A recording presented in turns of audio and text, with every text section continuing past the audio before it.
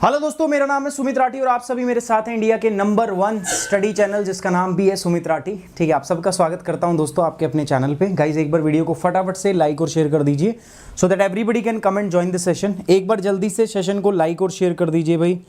Good morning, good morning, good morning everyone, good morning. आवाज़ आ रही है सभी को?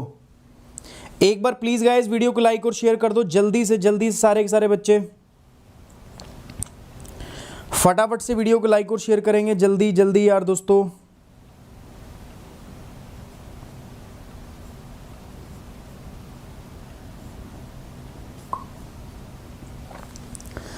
चलिए now let's begin the class. Good morning everyone, good morning Lovely, good morning Jyoti, good morning Swagata, Sahnaz, Roshni, Nusrat, Vinod, inspire life, PR, Rishika, good morning Mitu, Maharaj, Neetu, Anshu, Prabha, Priyanka Ghosh, सबका स्वागत है आपके अपने चैनल पे।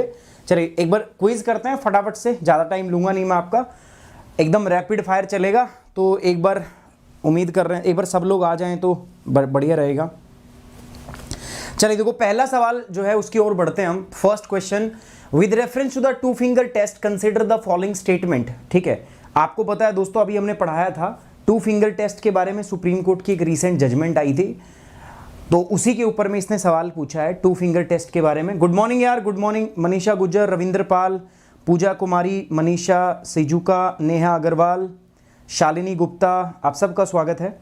तो टू फिंगर टेस्ट के बारे में पूछ रहा है आपसे दोस्तों, कह रहा है कि the supreme court recently said that those conducting the two finger test on alleged rape victims will be held guilty of misconduct। पहला। दूसरा कह रहा है कि 2013, पहला है बेसिकली सुप्रीम कोर्ट ने हाल ही में कहा है कि कथित बलात्कार पीड़ित पर टू फिंगर टेस्ट करने वालों को कदाचार का दोषी ठहराया जाएगा। 2013 में supreme court has held that two finger test violates a women's right to privacy and ask the government to provide a better medical procedures to confirm the sexual assault। कह रहा है कि 2013 के अंदर सुप्रीम कोर्ट ने ये माना था कि जो दो फिंगर टेस्ट है ये महिला की निजता के अधिकार का उल्लंघन करता है और सरकार से कहा था कि यार यौन हमले की पुष्टि करने के लिए कुछ बेहतर चिकित्सा पद्धति जो है वो निकाली जाए। सो दोनों में से दोस्तों कौन सा सही है वो आपको बताना है। विच of the above statement is or are correct. कौन सा स्टेटमेंट करेक्ट है दोस्तों इसके अंदर? सही है A only one only, B two only, C both 1 and 2 and D neither 1 nor 2। फटाफट से झटके से जवाब देना है सभी को। सभी लोग बताएंगे दोस्तों कौन सा सही है भाई, जल्दी से बताएंगे सारे। गाइस एक बार शेयर भी कर दो यार, ठीक है प्लीज, लाइक और शेयर भी कर दो, वीडियो को लाइक और शेयर कर दीजिए। जल्दी बताइए सही जवाब क्या है इसके अंदर। With reference to the two finger test consider the following statement. Two finger test के बारे में पूछना है आपसे, दो जो है यहाँ पे बताए हैं। चलिए सबका जवाब लगभग क्या आ रहा है दोस्तों? सी आ रहा है। ठीक है, लगभग क्या आ रहा है? सी आ रहा है।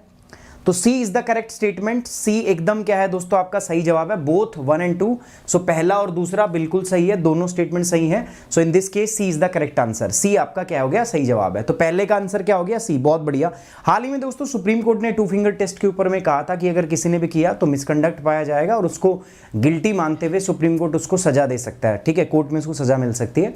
Two finger test basically rape victims जो होते हैं उनके साथ में किया जाता है, ये चेक करने के लिए क्या कि वो महिला या वो जो जो भी विक्टिम है इसकी, क्या वो सेक्सुअली एक्टिव थी या नहीं थी। तो सुप्रीम कोर्ट ने इसको क्या किया, खारिज किया। और रिसेंटली हमने स्टेटमेंट, ये पूरा का पूरा केस जो है पढ़ा था सुप्रीम कोर्ट का, हमने डिस्कस किया था। ठीक है, अगले सवाल पे आते हैं दोस्तों। विच of the followings has recently release the performance grading index for state and union territory for 2020-21। निम्नलिखित में से किसने हाल ही में राज्यों और केंद्र शासित प्रदेशों के लिए प्रदर्शन ग्रेडिंग इंडेक्स जो है वो जारी किया है? कल ही पढ़ाया था भाई मैंने परफॉर्मेंस ग्रेडिंग इंडेक्स। अरे स्कूल का याद आ रहा है कुछ?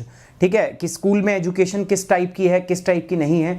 तो जवाब है आपका number 1 union ministry of education, B NITI Aayog, C जो है वो है union ministry of home affair and D none of the above. इनमें से कोई नहीं। तो फटाफट से आप बताएंगे दोस्तों कौन सा इसमें सही है।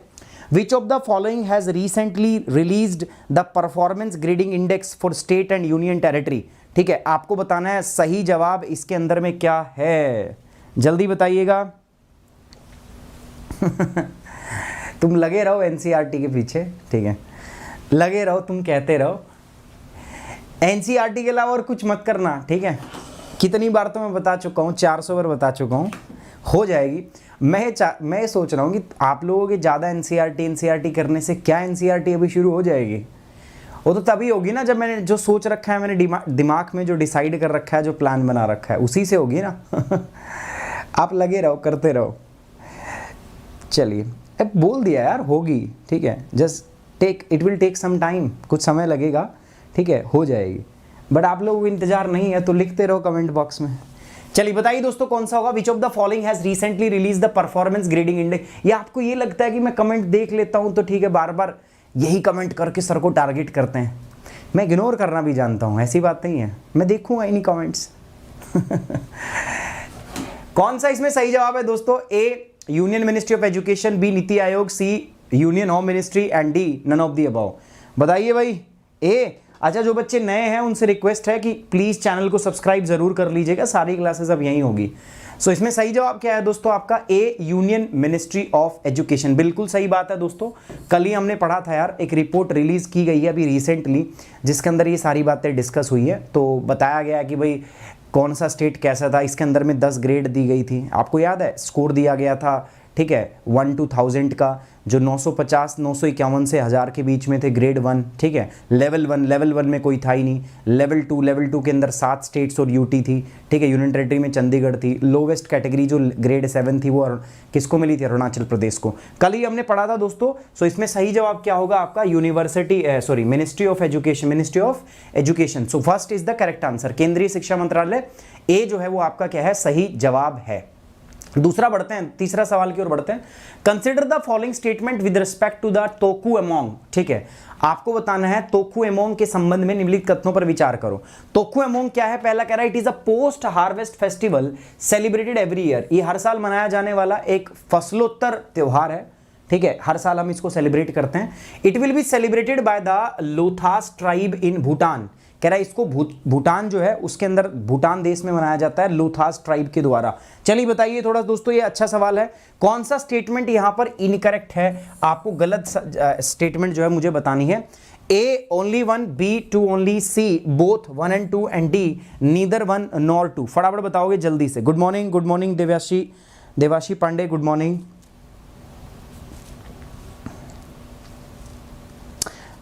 मनीष, एक बार होगी वो बात, कोशिश करने वालों की हार की बात नहीं है। एक बार वो बात हो चुकी है, ठीक है, मैं बता चुका हूँ कि कराऊंगा, ठीक है। ऐसा नहीं कि उसको छोड़ दिया है, बट कुछ कॉम्प्लिकेशंस हैं, कुछ दिक्कतें हैं अभी, ठीक है। मान के चलो यार, 2-4 दिन और रुक जाओ, जहाँ इतने दिन रुके हो 2-4 दिन और रुक जाओ। मैं मना नहीं कर रहा ना, नहीं पढ़ाऊंगा, 2-4 दिन और रुक जाओ।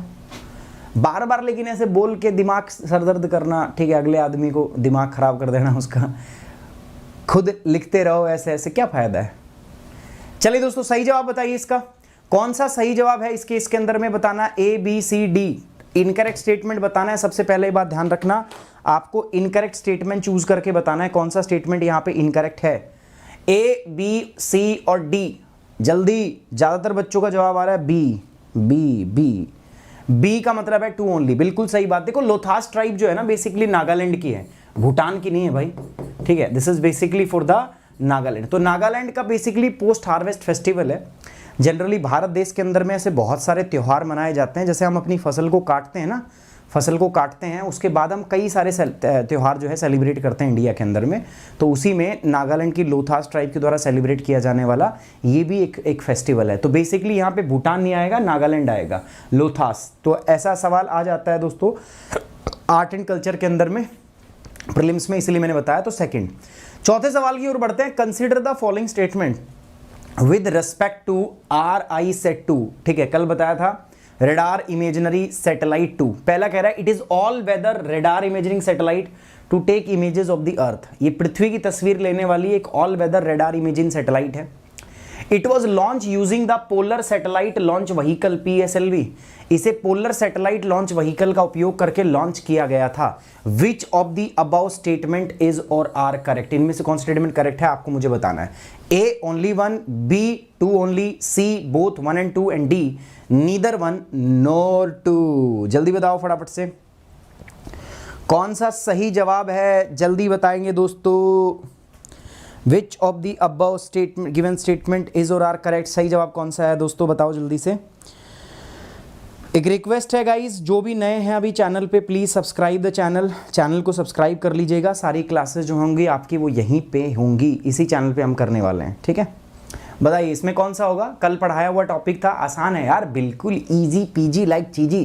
कल पढ़ाया तो दोनों सही हैं, दोनों सही हैं। अरे ये रेडार इमेजिंग सैटेलाइट कल वो री एंटर कर गई थी, वो जकार्ता के पास गिर गई थी जाके इंडियन ओशन में। अब उठा के तो लाए थे इसको, ये वही तो है। ये एटमॉस्फेयर के अंदर इसको लॉन्च किया था हमने बहुत पहले, 2009 में लॉन्च किया था। और पृथ्वी की फोटो ले रही थी ऊपर से, सेल्फी वेल्फी आप भी खिंचवा सकते हो, आप भी खींचते हो ना सेल्फी विद पाउट। पृथ्वी को भी शौक है, ठीक है, फोटो खिंचवाने का, तो उसके लिए हमने सैटेलाइट लॉन्च कर रखी है। तो ये ऊपर से पृथ्वी की फोटो लेती थी ऑल वेदर में, ठीक है, किसी भी प्रकार का मौसम फोटो खींच के भेजती रहती धरती पे। तो कल इसने क्या किया, एटमॉस्फेयर में री एंट्री करी, और री एंट्री बिल्कुल अनकंट्रोल्ड है, मतलब कंट्रोल से बाहर। और ये गिर गई जाके कहाँ पर? इंडियन ओशन में, जकार्ता के पास, ठीक है, जकार्ता के पास गिर गई, ठीक है। उठा लाए हम इसको, है ना। छोटे थे तब ऐसे कवाड़े काम किए कि नहीं किए? ऐसी कोई चीज़ लोहे वोहे की कहीं गिर जाती थी या कुछ। गांव के अंदर में ना गर्मियों के अंदर बर्फ़ बेचने वाला आता था, जो लोहा वगैरह लेके बर्फ़ दे देता था, ठीक है। तो ऐसा कहीं पे भी लोहा ये किए हैं हमने, तो खुरापात की है भाई, झूठ क्यों बोले। हमें तो कहीं से तोड़ के लाना पड़े भी तो भी तोड़ लाया करते, किसी में से सरिया निकल रहा हो तो उसको तोड़ लेंगे, ठीक है। और कई बार ऐसा होता था कि एक प्रोजेक्ट होता था, वो लोहा काटने में, वो लोहा निकालने के अंदर में बहुत समय लगता था।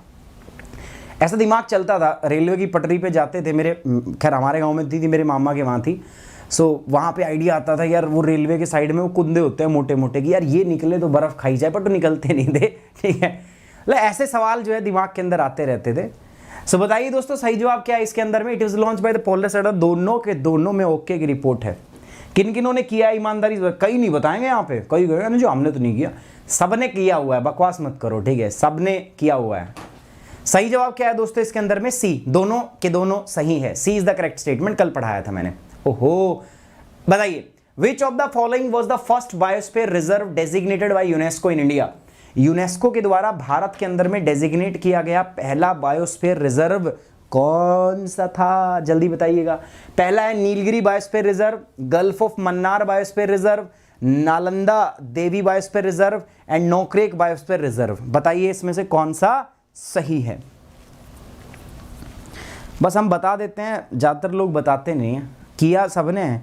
ऐसे कर्म कांड ना सबने किए हुए थे बचपन में, अगर नहीं किए तो फिर बचपन कैसा था भाई? फिर तो आप लोग बड़े सोफिस्टिकेट टाइप के बच्चे रहे होंगे, ठीक है, लाइक चॉकलेटी बच्चे। मेरा एक दोस्त था तो वो ऐसे मतलब बोलता था ना, तो बहुत सभ्य तरीके से हिंदी इंग्लिश बहुत बोलता था, वो कॉलेज के अंदर में था वो। तो मैं वगैरह तू कहाँ आ गया हमारे बीच में, सारे हम तो देसी टाइप की बालक थे सारे, मगर तू कहाँ आ गया, ठीक है। तो कई बार उसकी फिरकी भी लेते, तो मैं उसको कहता रहा कि इसको छोड़ दो, ये चॉकलेटी बॉय है भाई हमारा, इसको छोड़ दो बेचारे, क्यों परेशान कर रहे हो। तो 4-5 दिन पहले मेरे दिवाली के पास, दिवाली से 2 दिन पहले ना, 2 दिन या 1 दिन पहले मेरे पास कॉल आया उसका, कह रहा हेलो मैं बात कर रहा हूँ गौरव। मैं कहा भाई कौन गौरव? कह रहा यार पहचाना नहीं यार सुमित तुमने? मैं कहा भाई कौन गौरव? कह रहा भाई अब क्यों पहचानेगा, तू मास्टर बन गया। मैं कहा यार ये कौन आ गया? फिर इसने बोला कि ओ यार चॉकलेटी बॉय। मैं कहा फिर उसने फिर अंग्रेजी बोली ना, अपनी अंग्रेजी भी वो एक्सेंट अलग प्रकार की, तब मैं कहा हो आप हो क्या, पधारो। चलिए बताइए सही जवाब क्या है? नीलगिरी बायोस्फीयर रिजर्व, पहले ही दिखा दिया था मैंने, तुम क्या बता रहे हो? ज़्यादा शाणे मत बनो, पहले ही तुमने देख लिया था, नीलगिरी बायोस्फीयर रिजर्व इसके अंदर था। तो बेसिकली कहाँ है आपको पता है दोस्तों? साउथ के अंदर में है, ठीक है, तमिलनाडु, नीलगिरी बायोस्फीयर रिजर्व। तो ये पहला बायोस्फीयर रिजर्व था जो भारत के अंदर में, जिसको डेजिग्नेट किया गया था यूनेस्को के द्वारा। अब हम ये क्यों पढ़ रहे हैं? 3 नवंबर जो है उसको हम बायोस्फीयर डे के रूप में सेलिब्रेट करते हैं, तो ये भारत के अंदर में पहला था, and that's why we are discussing it, इसलिए हम इसको डिस्कस कर रहे हैं। So A is the correct answer, तो ए पे लगाओ टिक, हो गया, ठीक है। सही जवाब क्या है दोस्तों? ए। तो चलिए इसी के साथ समाप्त हुआ, बाकी कुछ है नहीं कहने को, कोड लगाओ वोड लगाओ, अभी कुछ है नहीं फिलहाल के लिए, ठीक है। सो जाइए दोस्तों, एक बार वीडियो को प्लीज़ लाइक जरूर करना, शेयर करना, ठीक है। चैनल पे नए हैं तो प्लीज़ चैनल को सब्सक्राइब करना दोस्तों। एंड इसके बाद अभी मिलते हैं तुरंत अपने करंट अफेयर के सेशन के अंदर, जो हमारा करंट अफेयर का सेशन होगा, तो मैं जल्दी आपके बीच में आने वाला हूँ 10 मिनट के अंदर में। सो फटाफट आप भी तैयार हो जाइएगा आज के करंट अफेयर के लिए। चलिए on this note we are ending this session दोस्तों, टेक केयर, बाय बाय, जय हिंद।